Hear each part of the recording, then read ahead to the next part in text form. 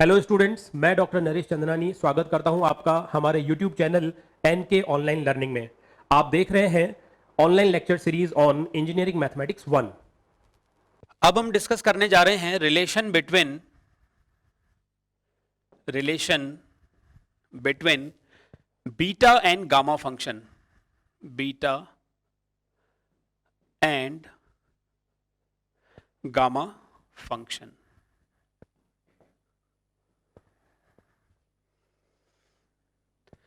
तो जैसा कि हम डिस्कस कर चुके हैं, beta M N equal to 0 to 1 x to the power m minus 1 1 minus x to the power n minus 1 dx। और लास्ट लेक्चर्स में हमने गामा फंक्शन के लिए ये फॉर्मूला दिया था, gamma n is equal to 0 to infinity e to the power minus x x to the power n minus 1 dx। ये gamma n है, गामा फंक्शन है, और ये बीटा फंक्शन है।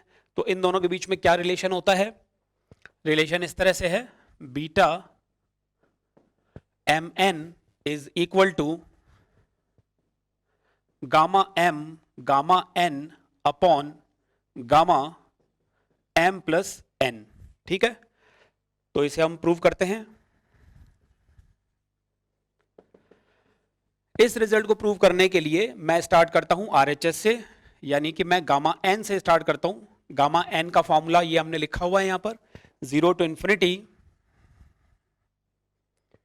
e to the power minus x x to the power n minus 1 dx। एक छोटा सा substitution मैं यहां करता हूं। क्या सब्स्टिट्यूशन है, यहां लिख देता हूं, let x is equal to a Y.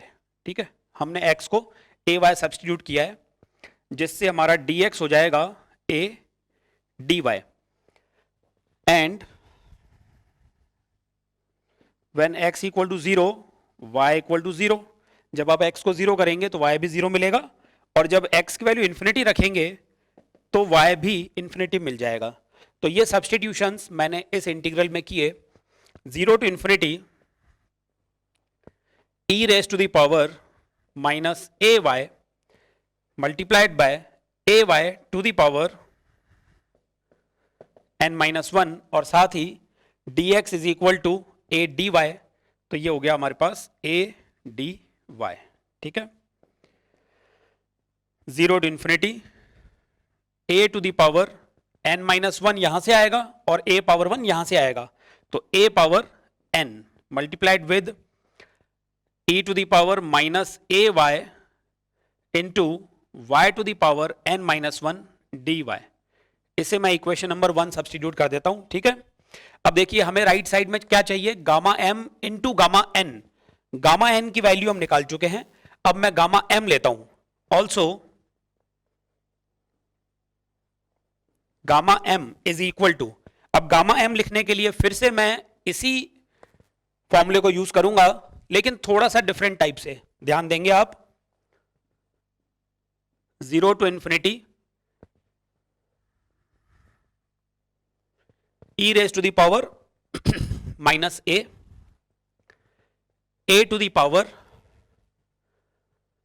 m minus 1 d a। ठीक है, क्या किया है मैंने यहां पर वेरिएबल x या y को न लेकर a को लिया है। तो gamma m is equal to 0 to infinity e to the power minus a to the power m minus 1 dA। This is equation number 2। ठीक है, अब मैं क्या करता हूं, now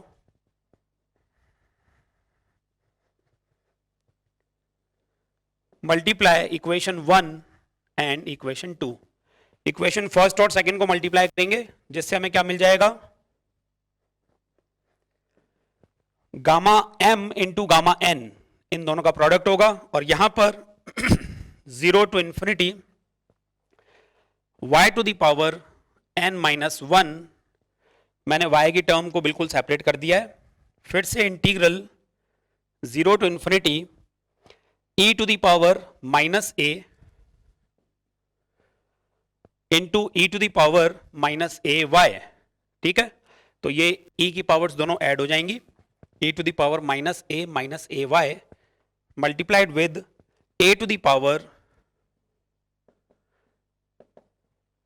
m minus one plus n, इन दोनों को जोड़ देंगे, a की पावर्स को हम ऐड कर देंगे तो हमें मिल जाएगा a to the power m plus n minus one dA। ये इंटीग्रल यहां क्लोज हो जाएगा और इसके साथ में dy और बाहर आ जाएगा, ठीक है।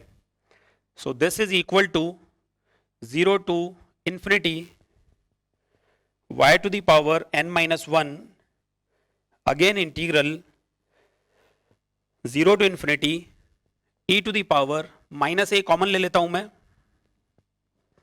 तो हमारे पास आ जाएगा e to the power minus a into one plus y multiplied with a to the power m plus n minus one dA dy, ठीक है।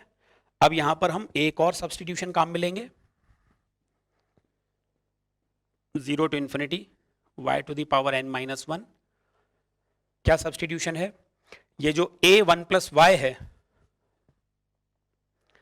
a वन प्लस वाई, इसे मैंने t लिख दिया है, ठीक है। यहां से मुझे वेरिएबल a की वैल्यू मिल जाएगी t upon one plus y. ध्यान देंगे यहां पर मैंने यहां पर वेरिएबल a की वैल्यू निकाली है,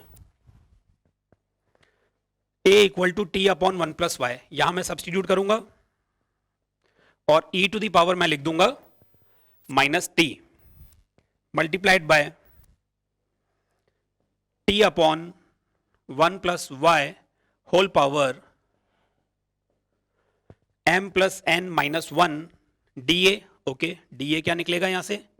dA is equal to dt upon one plus y. ध्यान देंगे हमने y को एज अ कांस्टेंट ट्रीट किया है यहां पर, तो dA की जगह मैंने लिख दिया dt upon one plus y. ये इंटीग्रल यहां बंद हो गया, लिमिट्स 0 टू इंफिनिटी रहेंगी, लिमिट्स में कोई चेंज नहीं आएगा, आप करके देख सकते हैं। dy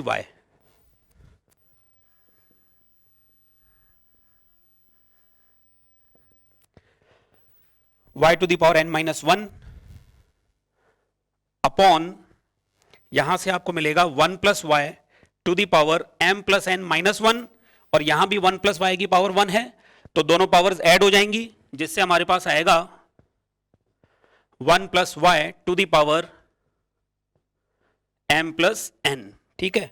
y के सारी टर्म्स को हमने सेपरेट कर दिया है, dy इसके साथ ले लेंगे मल्टीप्लाइड विद इंटीग्रल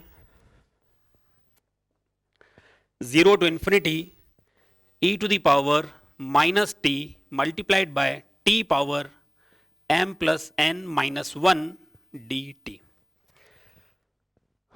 इस स्टेप को आप अच्छी तरह से देख लें।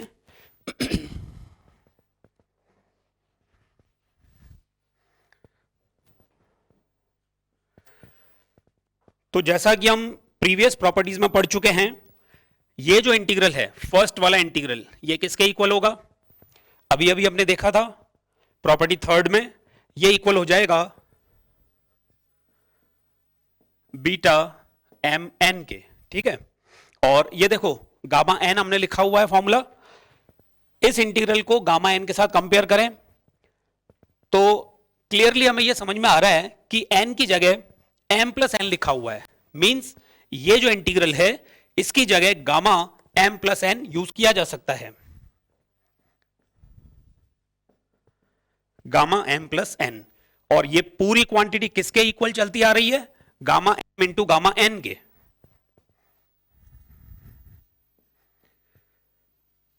तो हमारे पास रिजल्ट आ गया gamma m into gamma n equal to beta M n into gamma M plus n, that is equal to this result, beta mn is equal to gamma m gamma n upon gamma m plus n।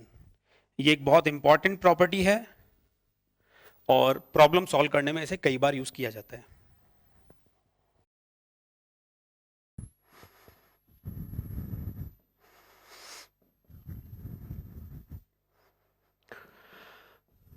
अब हम discuss करने जा रहे हैं एक बहुत ही important integral, जो कि डिफिकल्ट ट्रिग्नोमेट्रिक इंटीग्रल्स को सॉल्व करने में हमारी काफी हेल्प करता है।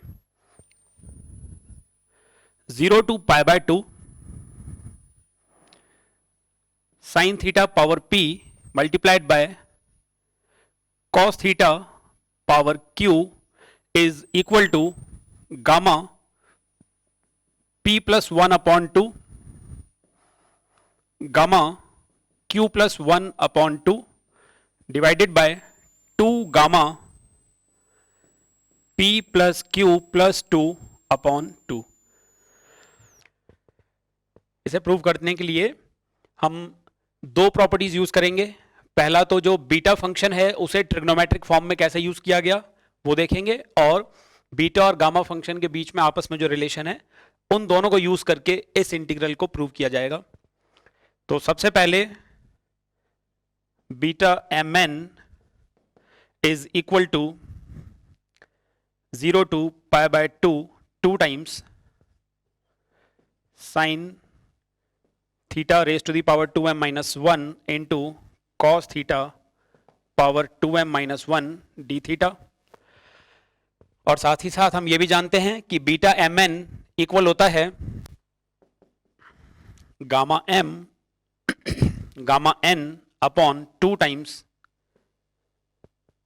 Upon gamma m plus n। beta mn is equal to this integral and also beta mn is equal to gamma m gamma n upon gamma m plus n। तो इसका मतलब ये हो गया कि ये इंटीग्रल और ये गामा फंक्शन का रिजल्ट आपस में इक्वल है। This implies 2 times 0 to pi by 2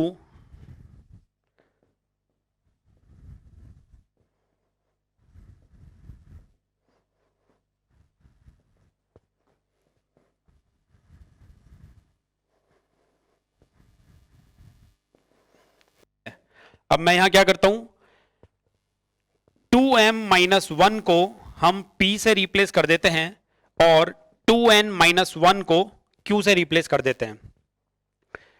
जो रिजल्ट आपको प्रूव करना है उसमें आप क्लियरली देख सकते हैं साइन थीटा की पावर p है, यहां पर साइन थीटा की पावर 2m माइनस 1 है, तो हमने 2m माइनस 1 को p ले लिया और 2n माइनस 1 को q ले लिया। इससे क्या होगा, इससे m की वैल्यू आपको मिल जाएगी p प्लस 1 अपॉन 2 और n की वैल्यू मिल जाएगी q प्लस 1 अपॉन 2। इनको आप यहां सब्स्टिट्यूट कर देंगे। 2 0 to pi by 2 sine theta power p cos theta power q d theta is equal to gamma p plus 1 upon 2 into gamma q plus 1 upon 2 divided by gamma m और n दोनों को add करेंगे, इन दोनों को आप plus करेंगे तो आपको मिल जाएगा p plus q plus 2 upon 2। ठीक है, अब अगर इस 2 को हम नीचे ले लेते हैं, यहां से हटाकर अगर हम इस 2 को नीचे ले लें तो हमारा रिक्वायर्ड रिजल्ट प्रूव हो जाता है।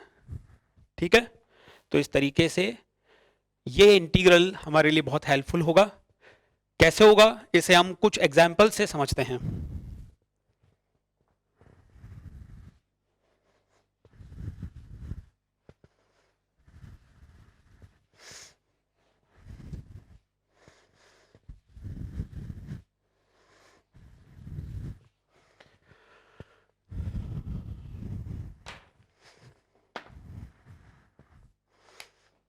एक एग्जाम्पल लेते हैं हम, 0 to pi by 2 root of tan theta d theta. ठीक है, अब इसे अगर आप जो एनालिटिक मेथड आप पढ़ते आए हैं अभी तक उससे अगर आप सॉल्व करने की कोशिश करेंगे तो आपको थोड़ा डिफिकल्ट महसूस होगा। वहीं अगर आप गामा फंक्शन की हेल्प से इसे यूज करेंगे, इससे सॉल्व करेंगे जैसा कि हमने अभी सीखा, तो बहुत ही इजीली आप इसे सॉल्व कर सकते हैं। 0 to pi by 2 tan theta की जगह मैं लिख देता हूं sine theta upon cos theta, और जो ये स्क्वायर रूट है इसकी जगह मैंने पावर हाफ लिख दिया। 0 to pi by 2 और अब ये हो जाएगा sign theta power half cos theta power minus half D theta. ठीक है, अभी अभी हमने जो इंटीग्रल देखा था उसका यूज करते हैं हम यहां पर। P की वैल्यू हाफ है और Q की वैल्यू माइनस हाफ है। फॉर्मूला मैं आपकी हेल्प के लिए यहां लिख देता हूं एक बार फिर से, 0 to pi by 2 sine theta power P cos theta power Q d theta is equal to gamma P plus 1 upon 2 gamma Q plus 1 upon 2 divided by 2 gamma P plus Q plus 2 upon 2। तो P और Q की values क्या हैं? P की value है half और Q की value है माइनस हाफ। फॉर्मूले में रख देंगे गामा हाफ प्लस 1 अपॉन 2 यानी कि गामा 3/4 इंटू गामा Q की जगह आप लिखेंगे माइनस हाफ प्लस 1 यानी कि gamma 1/4 divided by 2 times gamma P plus Q half minus half that is 0 plus 2 upon 2 यानी कि 1। तो हमारे पास रह जाएगा गामा 3/4 गामा 1/4 अपॉन 2। ये इस इंटीग्रल का आंसर हो जाएगा, क्योंकि गामा 3/4 और गामा 1/4 की वैल्यूज हम नहीं जानते हैं। लेकिन अभी हम एक इंपॉर्टेंट रिजल्ट थोड़ी देर में डिस्कस करते हैं, तो उसके बाद इसे आप फर्दर सिंप्लीफाई कर सकते हैं। क्या है वो result? Gamma n gamma 1 minus n is equal to pi upon sine n pi. अगर ये एक स्टैंडर्ड रिजल्ट है, अगर मैं इसे यूज करता हूं, देखिए यहां पर अगर मैं इसमें 1/2 मैंने अलग कर लिया, गामा 3/4 गामा 1/4, इस फॉर्मूला में अगर हम n की जगह 1/4 यूज करते हैं तो हमें मिल जाएगा,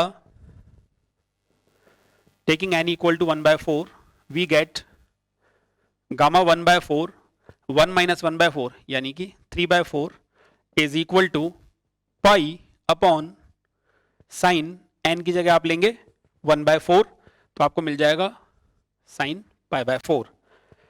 तो इस फॉर्मूला को यूज करके मैं लिख सकता हूं पाई अपॉन साइन π/4, साइन π/4 यानी कि साइन 45 डिग्री, जिसकी वैल्यू होती है 1/√2। इसे आप सिंप्लीफाई करेंगे तो आपको मिल जाएगा π/√2। ठीक है, इस तरीके से आप जो अभी हमने फॉर्मूला डिस्कस किया, इस फॉर्मूला की हेल्प से इस तरह के डिफिकल्ट इंटीग्रल्स को बहुत इजीली सॉल्व कर सकते हैं। एक और एग्जांपल हम यहां डिस्कस कर रहे हैं, वी हैव और एग्जांपल हम यहां डिस्कस कर रहे हैं 0 टू इंफिनिटी। और एग्जांपल हम यहां डिस्कस कर रहे हैं, और एग्जांपल हम यहां डिस्कस कर रहे हैं, और एग्जांपल हम यहां डिस्कस कर रहे हैं, और एग्जांपल हम यहां डिस्कस कर रहे हैं, और एग्जांपल हम यहां डिस्कस कर रहे हैं, और एग्जांपल हम यहां डिस्कस कर रहे हैं, और एग्जांपल हम यहां डिस्कस कर रहे हैं, और एग्जांपल हम यहां डिस्कस कर रहे हैं। We have to find the integral 0 to infinity x upon 1 plus x is equal to 1/6। और एग्जाम्पल हम यहाँ डिस्कस कर रहे हैं 1/6 माइनस 1। और एग्जाम्पल हम यहाँ डिस्कस कर रहे हैं we have to find the integral 0 to infinity x। और एग्जाम्पल हम यहाँ डिस्कस कर रहे हैं, और एग्जाम्पल हम यहाँ डिस्कस कर रहे हैं, और एग्जाम्पल हम यहाँ डिस्कस कर रहे हैं, और एग्जाम्पल हम यहाँ डिस्कस कर रहे हैं, और एग्जाम्पल हम यहाँ डिस्कस कर रहे हैं, और एग्जाम्पल हम यहाँ डिस्कस कर रहे हैं, और एग्जाम्पल हम यहाँ डिस्कस कर रहे हैं, और एग्जाम्पल हम यहाँ डिस्कस कर रहे हैं x। और एग्जाम्पल हम यहाँ डिस्कस कर रहे हैं, और एग्जाम्पल हम यहाँ डिस्कस कर रहे हैं, और एग्जाम्पल हम यहाँ डिस्कस कर रहे हैं, और एग्जाम्पल हम यहाँ डिस्कस कर रहे हैं। We have to find the integral 0 to infinity x upon 1 plus x power 6 dx। इसे सॉल्व करने के लिए मैंने x पावर 6 को t के इक्वल एज्यूम कर लिया, या मैं कह सकता हूं कि x is equal to t raise to the power 1/6। Therefore dx is equal to 1/6 t power 1/6 minus 1, क्या बचेगा -5/6 dt। ये वैल्यूज जब आप इस dt that is equal to 1/6 integral 0 to infinity t power -2/3 upon 1 plus t dt। ठीक है, 1/6 0 to infinity. अब t power -2/3 को हम लिख सकते हैं t raise to the power 1 minus 1/3 ये हो जाएगा sorry 1/3 minus 1 t raise to the power 1/3 minus 1 upon 1 plus t dt. Again this is equal to 1/6 pi upon sine n पाई, जहां n की वैल्यू है 1/3, तो हमें मिल जाएगा pi upon sine π/3. Sine π/3 means sine 60 और साइन 60 की वैल्यू होती है √3/2, that is equal to pi upon 3√3. एक और एग्जांपल हम डिस्कस कर सकते हैं. 0 to π/2 sine theta power 5 cos theta power 7. Powers को देखते हुए ये थोड़ा लेंदी महसूस होता है, लेकिन अगर हम यहां पर गामा फंक्शन वाला फॉर्मूला यूज करेंगे तो इसे बहुत आसानी से सॉल्व किया जा सकता है.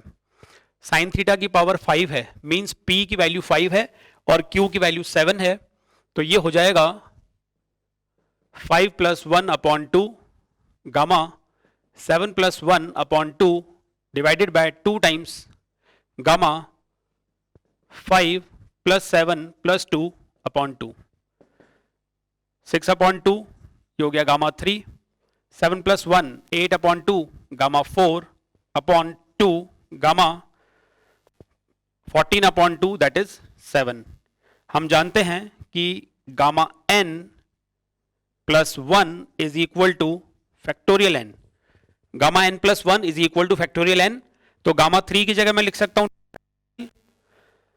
गामा 4 की जगह मैं लिख सकता हूं 3 फैक्टोरियल, और गामा 7 की जगह मैं लिख सकता हूं 6 फैक्टोरियल.